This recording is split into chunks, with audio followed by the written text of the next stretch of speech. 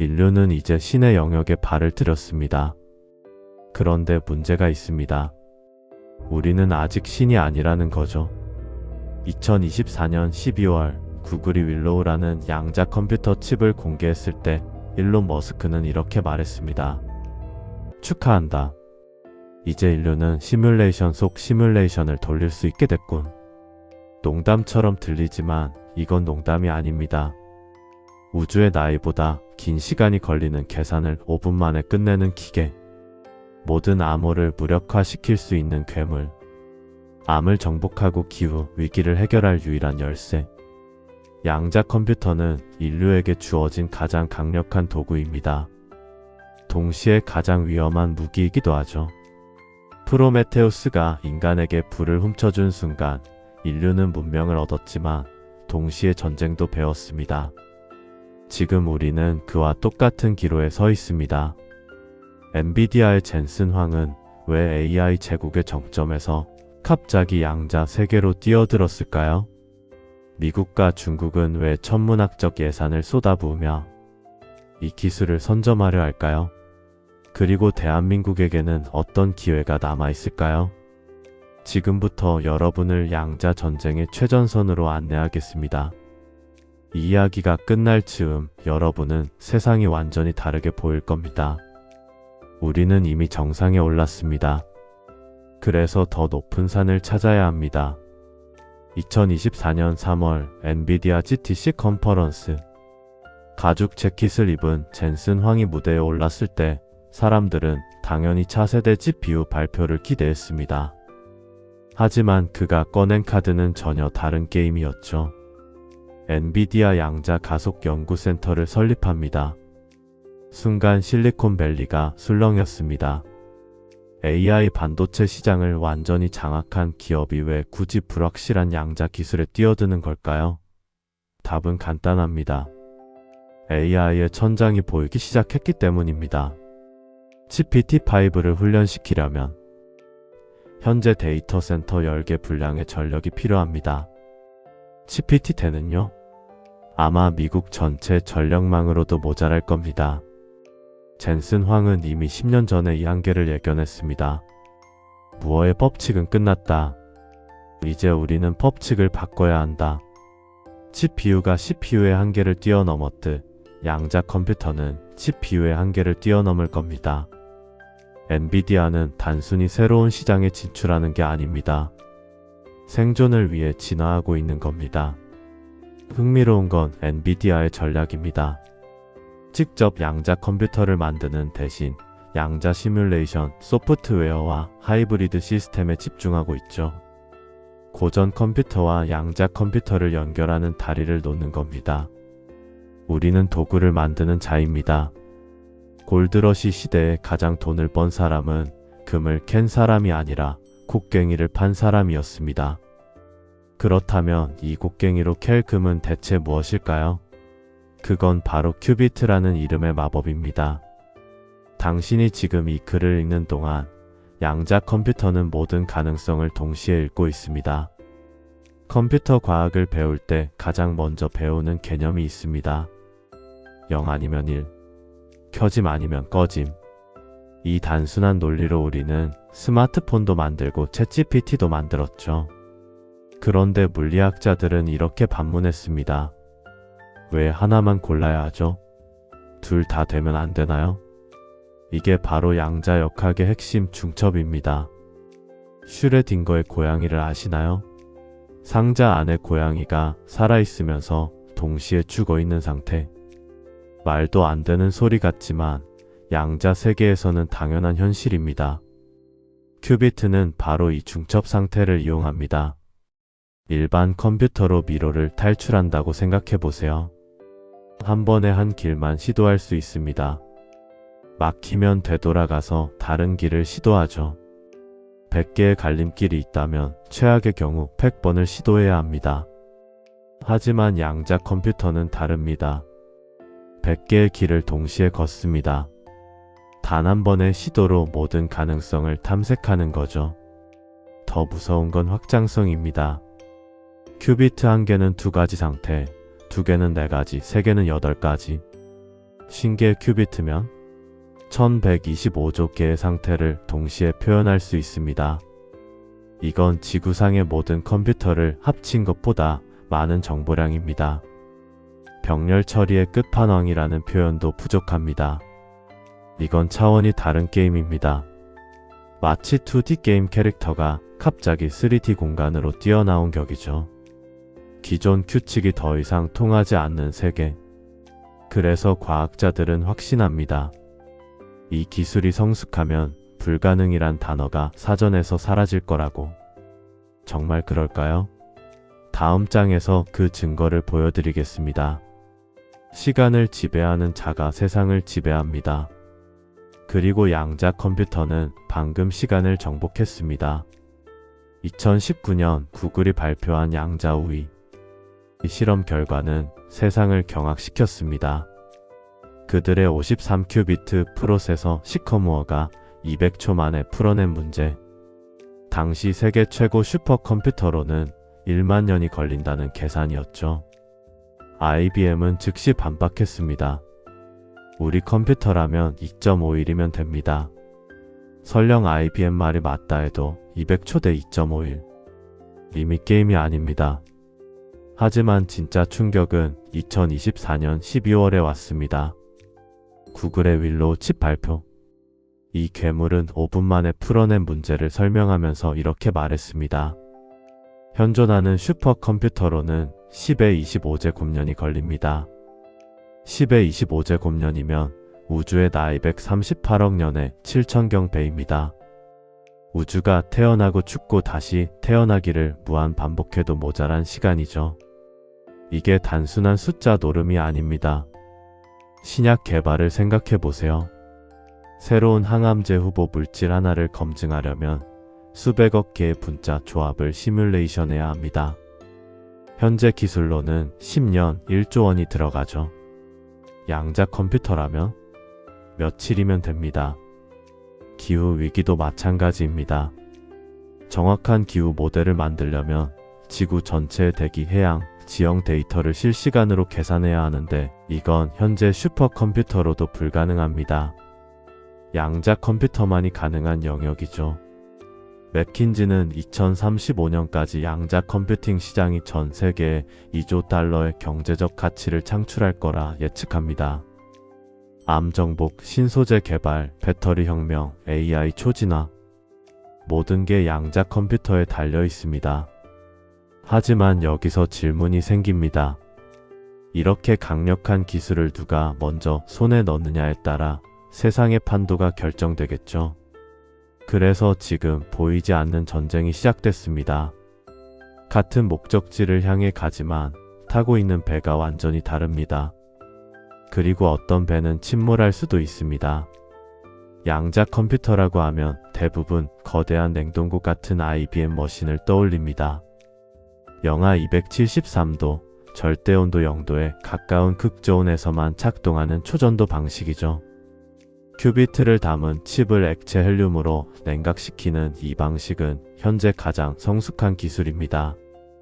IBM, 구글, 리게티 같은 거대 기업들이 선택한 길이기도 하고요.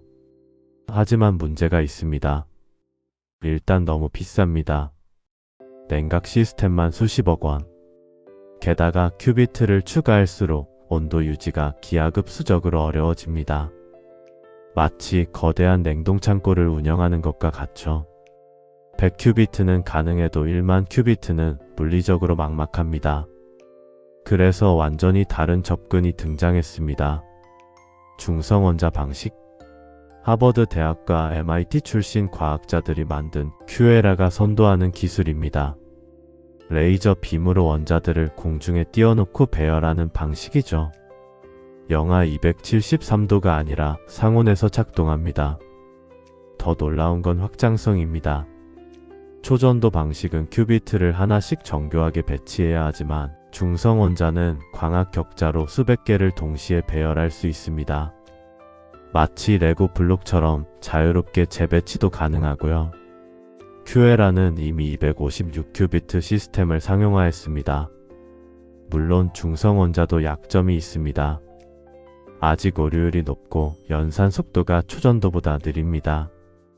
하지만 기술 발전 속도를 보면 35년 내에 역전될 수도 있다는 게 전문가들의 전망이죠. 그럼 누가 이길까요? 사실 둘 다 이길 수 있습니다. 스마트폰도 iOS와 안드로이드가 공존하듯 양자 컴퓨터도 용도에 따라 다른 플랫폼이 사용될 가능성이 큽니다. 금융 최적화는 초전도, 신약 시뮬레이션은 중성원자, 이런 식으로요. 중요한 건 지금 이 순간 세계 각국이 어떤 플랫폼에 베팅하고 있느냐입니다. 그리고 그 싸움은 이미 국가 대 국가의 전쟁으로 확대됐습니다. 기술은 중립적입니다. 하지만 기술을 가진 자는 결코 중립적이지 않습니다. 2022년 미국 의회는 양자 이니셔티브법을 통과시키며 향후 5년간 12억 달러를 투자하겠다고 선언했습니다. 바이든 대통령은 서명식에서 이렇게 말했죠. 이건 경제 정책이 아닙니다. 국가 안보입니다. 같은 해 중국은 양자 기술에 150억 달러를 투입한다고 발표했습니다. 미국의 12배가 넘는 금액이죠. 중국 안후이성 허페이시. 이곳에는 양자 거리라 불리는 특별구역이 있습니다. 약 5km 거리에 30개 이상의 양자 기술 기업과 3개의 국가 연구소가 밀집해 있죠. 중국 정부는 이곳을 제2의 실리콘밸리로 만들겠다며 천문학적 지원을 쏟아붓고 있습니다. 숫자로 보면 더 명확합니다. 양자 기술 관련 특허 출원수, 중국이 미국을 2배 이상 앞서고 있습니다. 양자통신 위성 묵자오는 이미 2016년에 발사됐고 2000km 거리의 양자 암호통신 실험에도 성공했습니다. 베이징, 상하이를 잇는 2000km 양자 통신망도 구축 완료했죠. 미국은 물량으로 밀리자 전략을 바꿨습니다. 2022년 10월 반도체 및 양자 기술 수출 통제를 발표하며 중국에 대한 기술 봉쇄에 들어갔습니다. 특정 양자 컴퓨팅 장비와 소프트웨어를 중국에 수출할 수 없게 만든 거죠. 사실상 기술 냉전 선포입니다. 중국은 반발했지만 실제로는 타격이 컸습니다. 극저온 냉각 시스템, 고정밀 레이저 같은 핵심 부품은 여전히 미국과 유럽 기업에 의존하고 있었으니까요. 하지만 중국은 포기하지 않았습니다. 양자 굵기라는 이름으로 국산화에 박차를 가하고 있죠. 이 싸움이 왜 중요할까요?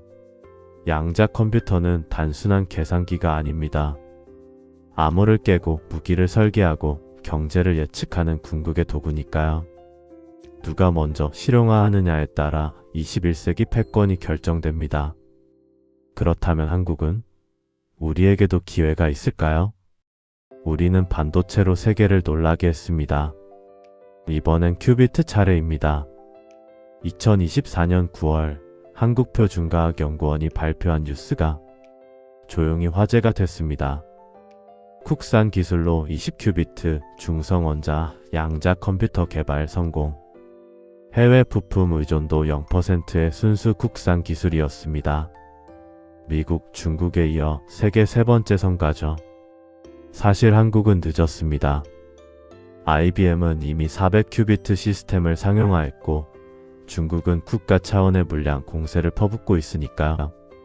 하지만 한국에겐 남들에게 없는 무기가 있습니다. 바로 반도체 인프라입니다. 양자 컴퓨터의 핵심은 결국 칩입니다.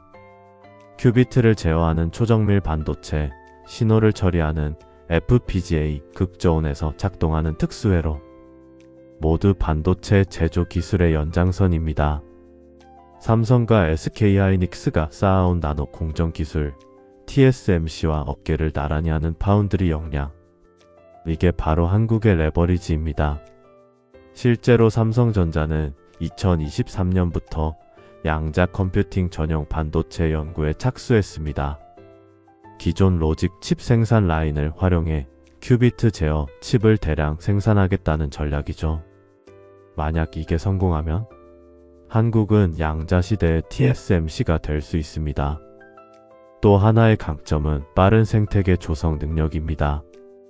판교 테크노밸리, 대덕연구단지처럼 정부, 기업, 연구소가 협력하는 모델을 우리는 이미 수십 년간 검증해 왔습니다.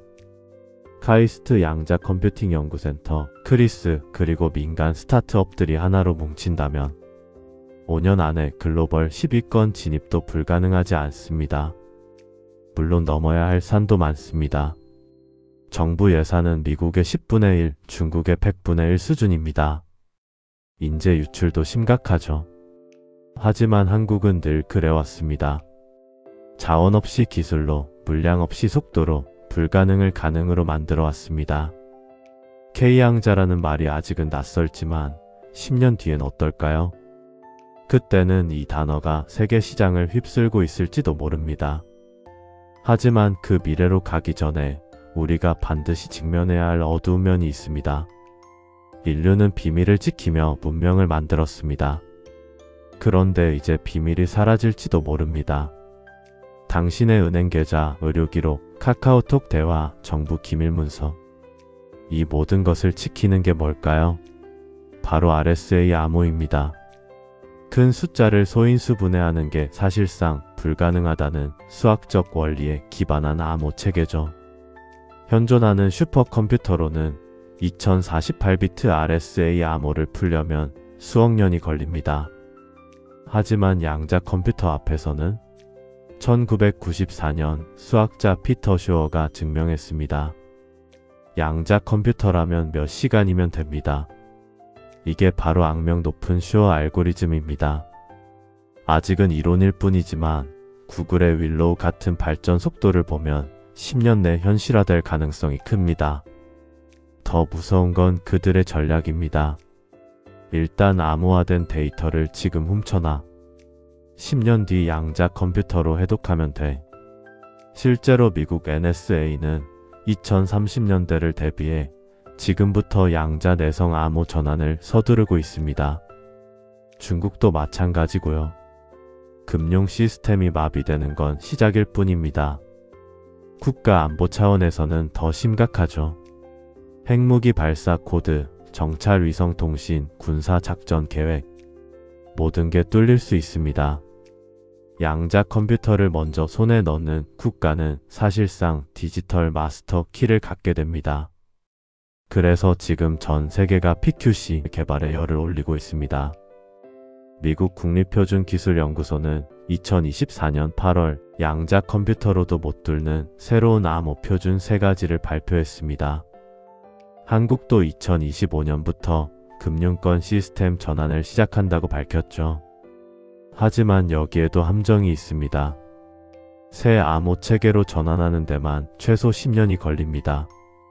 전 세계 모든 서버, 모든 소프트웨어를 바꿔야 하니까요. 과연 우리에게 10년이 남아 있을까요? 아니면 이미 늦은 걸까요? 양자 컴퓨터는 인류에게 2개의 열쇠를 동시에 건넸습니다. 하나는 무한한 가능성의 문을 여는 열쇠, 다른 하나는 모든 비밀의 문을 여는 열쇠. 우리는 둘 중 하나를 선택할 수 없습니다. 이미 두 문이 동시에 열리고 있으니까요. 그렇다면 이 재앙을 막을 방법은 없을까요? 아이러니하게도 답은 다시 양자 컴퓨터에 있습니다.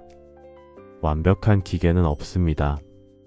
하지만 스스로 실수를 고치는 기계는 만들 수 있습니다. 양자 컴퓨터에게는 치명적인 약점이 하나 있습니다. 바로 오류입니다. 큐비트는 너무 섬세해서 주변 온도, 전자기파, 심지어 우주에서 날아오는 미세한 방사선에도 영향을 받습니다. 결맞음 시간이라고 하는데 큐비트가 중첩 상태를 유지할 수 있는 시간이 고작 수백 마이크로초입니다. 눈 깜빡이는 시간의 1만 분의 1도 안 되죠. 그래서 과학자들은 절망했습니다. 아무리 큐비트를 늘려도 오류 때문에 쓸모없는 계산만 쏟아낼 거야. 실제로 초기 양자 컴퓨터들은 계산 결과가 매번 달랐습니다. 추사위 굴리는 것만도 못했죠. 2024년 12월 9일 구글 딥마인드가 네이처에 논문을 발표하며 판을 뒤집었습니다. 제목은 퀀텀 에러 커렉션 빌로 더 서퍼스 코드 스레숄드. 윌로우 칩의 등장이었습니다. 윌로우의 혁신은 간단하지만 혁명적입니다. 큐비트를 늘리면 오류가 줄어든다. 기존 상식과 정반대죠. 비결은 표면 코드 서퍼스 코드 방식의 오류 정정입니다.